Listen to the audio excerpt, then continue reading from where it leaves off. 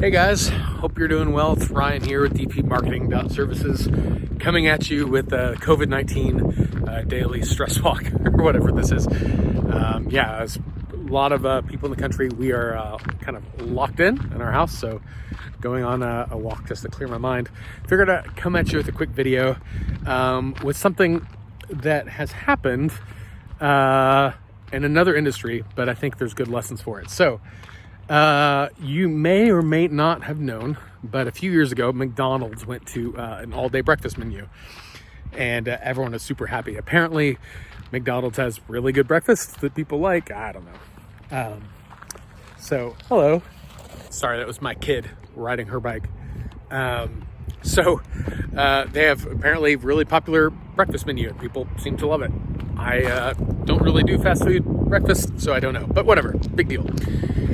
When all this stuff came down with the coronavirus, McDonald's made a shift, which for most people doesn't seem like a big deal. They actually axed the breakfast menus for all day, and they actually just started doing lunch. So breakfast is still breakfast time, and lunch is still lunchtime. So here's a couple things that makes this move important. One, when McDonald's introduced the breakfast menu all day, they were originally thinking, hey, they're going to go and open up an entire new market segment of people who would want to eat breakfast food at 12 o'clock or 1 o'clock in the afternoon or whatever. What they actually found out, though, is that no one additional would come in for breakfast. The same people would show up and eat the breakfast food, except now they wouldn't be crammed in to the morning hours. They just trickle in all day long. So when the coronavirus hit and sales at every restaurant in the world started to plummet, it put McDonald's in a pickle, because now you have people who are coming to eat breakfast food during lunch hours.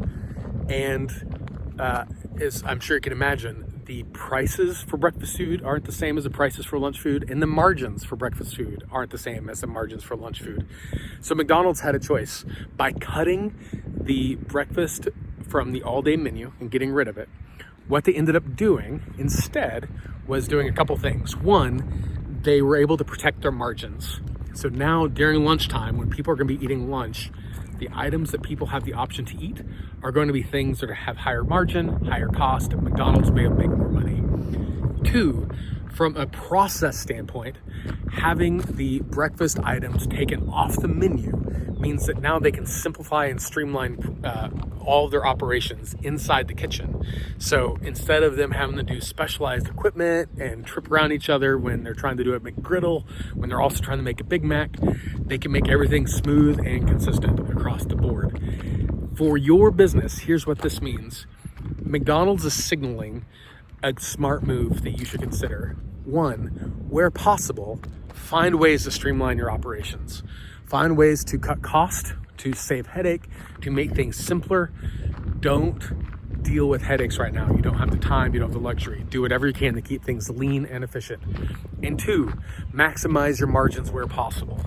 If maybe you had some services you were doing that were loss leaders and you're okay with it because, hey, your average ticket sale justified it, maybe all of a sudden you might have to look at getting some of those ticket items go and see if you can actually get a higher average ticket price and make the most money you can on every job you can. So I'm curious to know from you, the coronavirus is definitely changing business for everybody across the globe, not just for contractors, but I'm curious for you, what changes have you made as a result of COVID-19, and how, when those changes you've made, how do you expect them to come back to your business?